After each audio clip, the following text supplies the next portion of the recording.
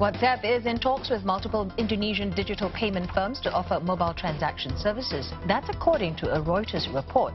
It could be the second country to have this service after India.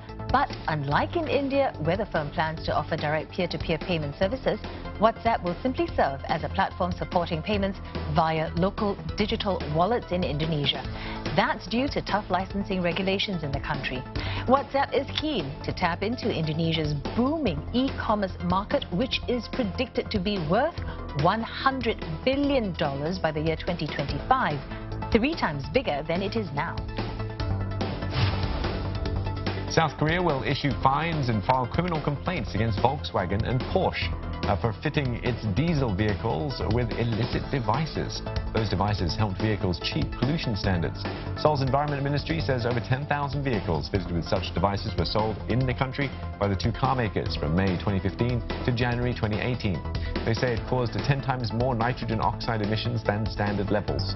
The ministry will revoke certifications for 8 models, and the car makers will face an estimated fine of $9.5 million.